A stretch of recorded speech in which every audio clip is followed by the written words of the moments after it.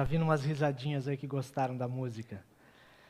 Estamos começando hoje uma nova série, Coisas que Jesus Nunca Disse. E a inspiração vem de uma igreja americana. A igreja chama Life Church, que é a criadora e a mantenedora desse aplicativo da Bíblia que a gente tanto usa. Desde algum tempo a gente veio usando, né, o aplicativo chamado YouVersion. É dessa igreja que preparou esse aplicativo e disponibiliza gratuitamente para todo mundo. Lá no aplicativo tem um plano de leitura que tem o mesmo nome, Coisas que Jesus Nunca Disse. E a gente passou o tempo de Quaresma ouvindo, analisando as últimas palavras de Jesus, as coisas que ele realmente disse no alto da cruz. Agora a gente foca a nossa atenção para frases que nunca foram ditas por Jesus e que não estão registradas na Bíblia. E aí você vai perguntar, mas por que isso? Por que ver uma coisa que Jesus nunca disse?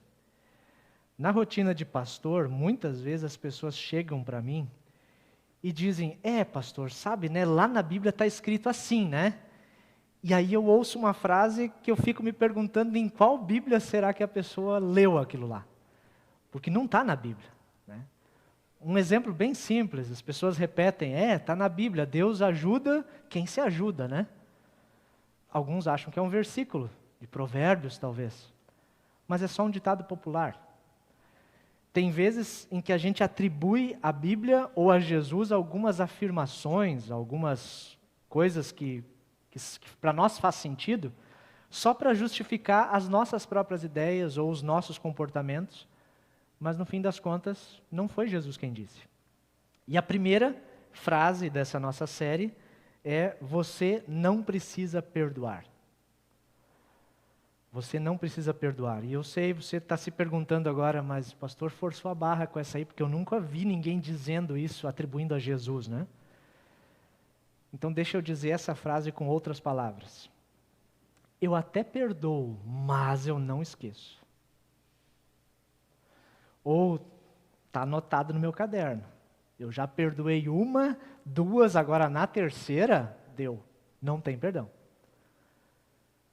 Pode ser até que alguém bem intencionado venha de vez em quando te orientar sobre alguma situação, uma frase de um apoio dito por um amigo, por uma amiga, às vezes até como se fosse o próprio Deus dizendo, né, que para o teu bem, você não precisa perdoar.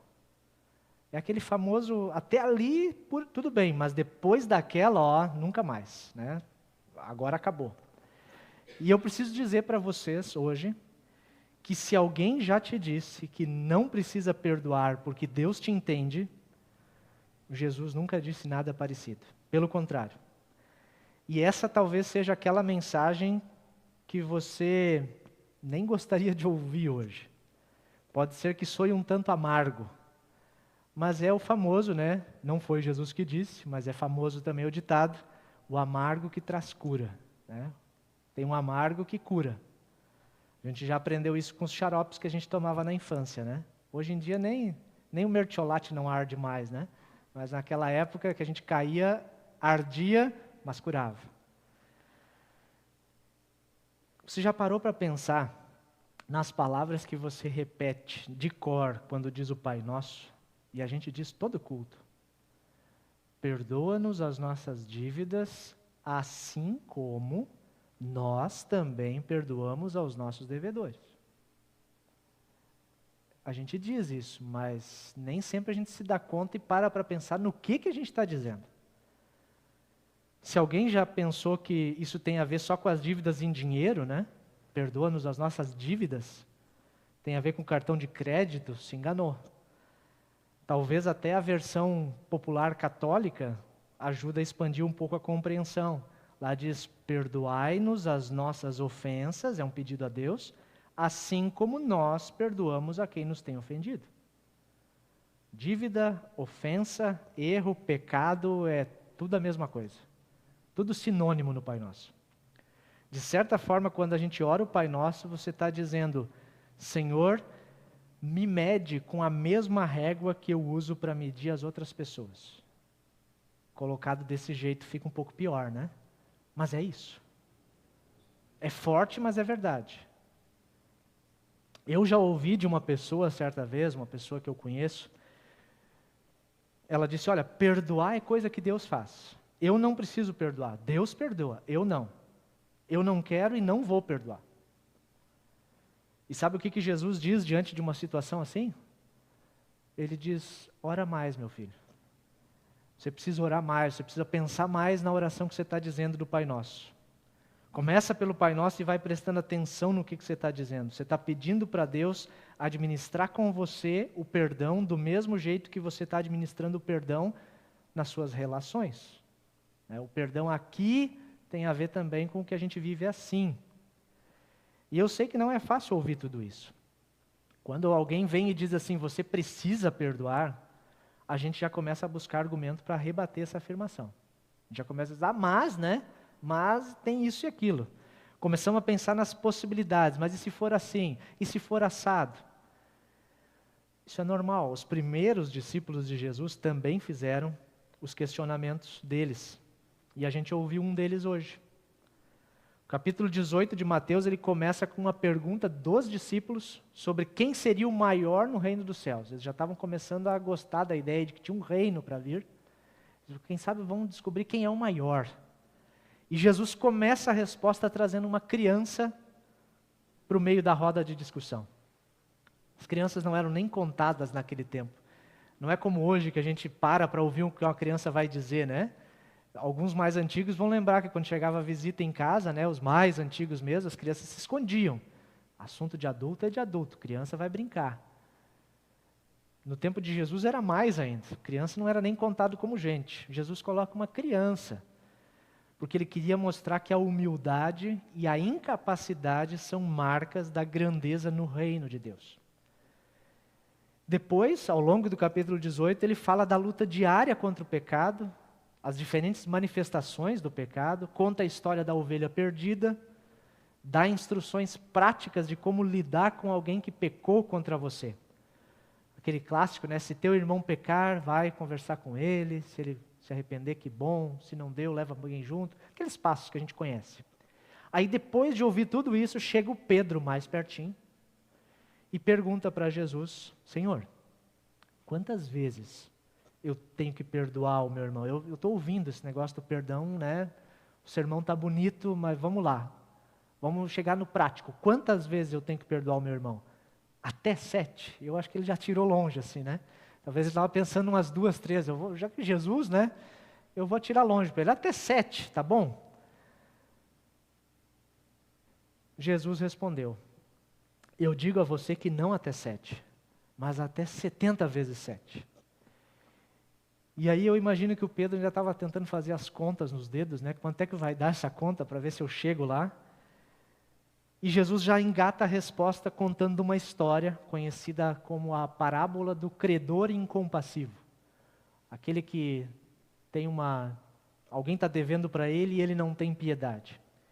Jesus começa dizendo para Pedro, e ele diz também para nós, que o reino de Deus é parecido com, é semelhante a. Então é um ponto de comparação. O reino de Deus, que você está querendo saber como é como um rei que resolveu acertar contas com os seus servos. O rei acertando conta com os servos. E tinha um servo que foi trazido à presença do rei, e a dívida desse servo era muito alta, era muito dinheiro, muita prata que ele devia. Nos valores da época não tinha a menor possibilidade dele conseguir pagar aquela dívida. O servo não tinha jeito. E diante do servo estava o rei, poderoso, justo. Já como não há como pagar, o rei diz então, bom, diante dessa situação, você, sua esposa, seus filhos, nós vamos vender todos vocês como escravos. Para, pelo menos, amenizar essa dívida, né? E aí imagina o desespero. Uma dívida que trouxe consequências terríveis, não só para aquele homem, mas para toda a sua família, para toda a sua descendência. O servo em desespero clama ao rei. Senhor, por favor, tem misericórdia, eu vou dar um jeito, eu vou lhe pagar. Não tinha a menor possibilidade, mas eu vou. Então o rei, tendo compaixão daquele servo, cancela a dívida. Tudo bem. Deixou que fosse embora com a sua esposa, com os seus filhos, livres de uma dívida que eles jamais conseguiriam pagar. Eu tenho certeza que vocês já perceberam quem é o rei e quem é o servo nessa história, né? Nós passamos os últimos 7 cultos falando sobre essa dívida enorme de pecado que foi paga por Jesus na cruz no nosso lugar. Pois bem, a história continua contando que aquele servo que tinha sido perdoado de uma dívida impagável, encontrou um conservo, um igual a ele, né, nas relações. Um irmão. E esse lhe devia alguma quantia, mas era uma quantia muito, mas muito menor do que aquela dívida que tinha sido perdoada. E a atitude desse servo que tinha recebido perdão foi tremendamente hostil. E a história diz que ele agarrou seu irmão pelo pescoço, cobrava a dívida, né? Paga o que me deve, sufocando ele. E esse irmão também, em desespero, implora que o credor tenha paciência. Por favor, tem misericórdia, eu vou dar um jeito, eu vou te pagar. É a mesma frase que agora inverteu, né? Antes ele disse, agora ele está ouvindo do outro. Só que o credor não aceitou e mandou que prendessem o devedor até que ele pagasse a dívida toda. O rei ficou sabendo dessa atitude. E é aí que entra o ponto-chave da história toda. Servo mau, eu cancelei toda a sua dívida porque você me implorou. Não deveria você ter tido misericórdia do seu conservo, como eu tive de você? Irado, o seu senhor, o rei, entregou-o aos torturadores até que pagasse tudo o que devia. Pesado. Mais pesado ainda é a conclusão.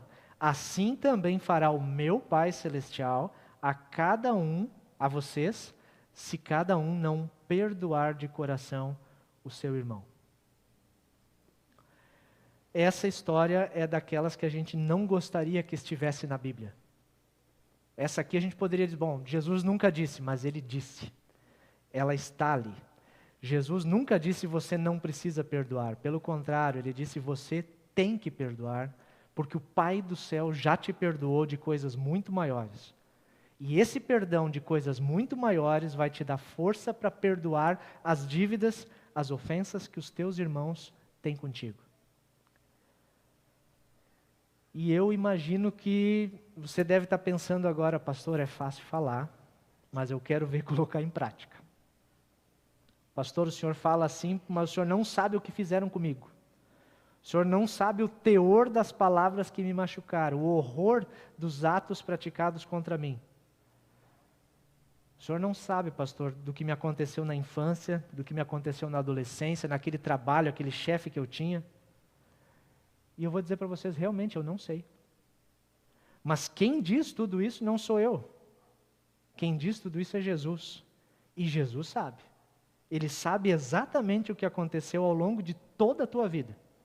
Ele te conhece nos detalhes antes mesmo de você começar a existir. Realmente, perdão é algo duro, difícil e daria para dizer um verdadeiro ato de coragem. Mas é extremamente necessário para nós, para todos nós. Jesus está nos dizendo que a gente precisa descer da cadeira de juiz. A gente adora sentar na cadeira de juiz, mas a gente precisa descer dessa cadeira. Não compete a nós decidir até quando ou até quanto eu vou perdoar. Porque essa cadeira não é nossa, é a cadeira dele. É ele quem decide sobre perdão. E na cruz, Jesus abriu os braços e gritou, está pago, está completado, está consumado, está perdoado. E aquela era uma dívida que nenhum de nós podia pagar. Perdoar é mais que um sentimento.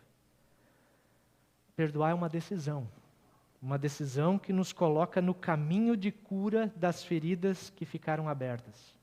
E a gente carrega muitas feridas. Na maioria das vezes, o perdão nem tem a ver diretamente com a pessoa que te feriu, mas tem a ver com o teu relacionamento com Deus. Quando o teu relacionamento com Deus está muito bem, você desfruta desse perdão, é muito mais fácil esticar esse perdão para os relacionamentos horizontais. O perdão que a gente oferece não pode depender da performance do outro. Às vezes a gente diz, né, bom, se o fulano vier rastejando nos meus pés, de joelhos, aí sim. Isso não é perdão também. Perdão brota de um coração arrependido, que se reconhece perdoado, e brota de um perdão infinitamente maior que nós recebemos de Deus. E olha que perdoar não é uma coisa natural para nós. O natural é a vingança. O natural é a gente querer retribuir. Mas o perdão é o sobrenatural de Deus, operando em nós, operando a partir de nós. A gente não busca muitas vezes coisas sobrenaturais, chama atenção, a gente gosta de ver até os seriados, documentários, que tem coisas sobrenaturais. Tem algo sobrenatural que é extremamente necessário na nossa vida e que Deus nos traz até nós para a gente repartir. Perdão. Perdoar é também um testemunho de fé. Você dá testemunho do que você crê quando você estende perdão. Tem uma história que ficou famosa nas redes sociais porque foi citada por aquele pastor e arqueólogo chamado Rodrigo Silva. Ele é adventista. Tem bastante vídeos dele. E foi ali que eu conheci essa história também. É uma história real, aconteceu nos Estados Unidos, sobre um serial killer, um assassino em série, conhecido como o assassino de Green River. Já ouviram essa história? Alguém já? O Diego lá está fazendo sinal que sim, a Jéssica também. Se vocês derem um Google, vão ver vídeos a respeito disso. Tem dos mais diversos. O homem está preso até hoje, né? Ele já faz mais de 20 anos o julgamento, que tem vídeos na internet desse julgamento. Ele foi condenado a 48 prisões perpétuas. Prisão perpétua é até a morte, né? 48 prisões perpétuas. Ele está cumprindo a primeira até que ele morra. Sem direito à fiança, sem direito à progressão da pena, nada, né? Ele é um psicopata que confessou ter assassinado 48 mulheres. Eu trouxe as fotos delas. E normalmente ele se desfazia dos corpos jogando no rio chamado Green River. Por isso é como se fosse o Rio Verde, né? Para eles lá. Eu não sei se é comum em todos os julgamentos norte-americanos, mas nesse houve um momento aberto assim aos familiares das vítimas para que se dirigissem para o assassino, diretamente, falar olho no olho. Um momento extremamente doloroso, né? Para quem, eu nunca passei por nada parecido, mas eu imagino, né? A gente se imagina assim, alguém que torturou e matou um ente querido, agora está ali sentado, confesso, e você vai dizer algo para ele. Ficar face a face com o assassino da tua esposa, da tua mãe, da tua filha. E o normal acontece ali, palavras de ódio, de condenação, de sofrimento, é o que mais a gente ouve no vídeo. Você é um monstro, né? Eu quero que a sua morte seja lenta, dolorosa, é o que brota do nosso coração. O inferno é o seu lugar, uma senhora disse. Dava para ver a raiva, o sofrimento no rosto e na voz das pessoas. E ele, sem demonstrar nenhum sentimento, parecia não se importar com todo o sofrimento dos familiares, porque é isso que um psicopata faz, né? Ele não sente a dor do outro. É um problema. Não conseguir entender que o outro sofre. Só que esse é o assassino, o Sr. Ridgway. Mas o que chama a atenção é quando esse senhor entra em cena. Senhor de suspensórios, barba e cabelos brancos, ele que trouxe a maior surpresa para esse julgamento. O nome desse senhor é Robert Rulli. Ele é pai de uma vítima. Foi uma filha que ele teve assassinada. E ele disse mais ou menos assim, isso é em inglês, né? Com a voz embargada, ele se dirige chamando Senhor Ridgway. Tem pessoas aqui que te odeiam. E eu não sou uma delas. Você tornou difícil continuar vivendo com o que eu acredito. E isso é o que Deus disse para eu fazer, que é perdoar. Você está perdoado, Senhor. E eu me impressionei quando ele falou isso. O julgamento foi filmado, tem os vídeos na internet para quem quiser ver. Muitos colocam a surpresa de tudo no fato de, nesse momento, quando ele fala de que o Senhor está perdoado, o psicopata esboça um choro. Quando ele ouviu a absolvição daquele pai, ele chora por alguns segundos. De fato é surpreendente, porque psicopatas não demonstram sentimentos. Mas eu diria que o maior milagre dessa história não é o psicopata ter chorado, mas é aquele pai conseguir verbalizar e administrar o perdão para o assassino da sua própria filha. Aquele senhor calejado pela vida, marcado pela sua fé no Salvador Jesus, experimentou e testemunhou um verdadeiro milagre, que é perdoar o que nós consideramos imperdoável. Eu acredito que não foi por acaso que você veio ao culto hoje, ou que você talvez esteja acompanhando esse vídeo pela internet, seja ao vivo ou gravado. Sempre quando eu preparo as mensagens do culto, eu peço a Deus que direcione as palavras de um jeito que possa falar ao coração daqueles que Ele já sabe que vão ouvir. Porque eu não sei quem vai estar aqui, não sei aonde o vídeo vai chegar, mas Ele sabe. E se você talvez esteja com alguém amarrado na sua história, porque quando a gente não consegue perdoar, é essa sensação, é como se alguém viesse pesando, amarrando junto. A gente caminha e aquele fardo vem junto. Quem sabe essa não é a oportunidade que Deus está te dando de repensar. Perdão não é algo que a gente consegue fazer assim do dia para a noite. É algo a ser trabalhado, é algo a ser buscado. Se você precisa de força para perdoar, todos nós precisamos. E Deus nos dá essa força. Nessa palavra que a gente ouviu, no perdão que a gente recebe, naquele pedaço de pão e gole de vinho que a gente vai participar logo mais. O perdão é o caminho da cura para as maiores feridas da nossa vida. E não é fácil, não é simples, mas é o único caminho. Para refletir e praticar, qual é a pessoa ou qual é a situação que Deus está te desafiando a perdoar? Eu imagino que enquanto eu falava sobre perdão, algumas imagens vieram na cabeça de vocês, como vem na minha quando eu falo sobre isso. Não vai ser fácil, mas também não é impossível. O que a gente precisa é encher o nosso coração com o perdão de Jesus, e Ele vai nos dando forças para a gente também conseguir perdoar. O perdão é o único caminho para a cura. Amém.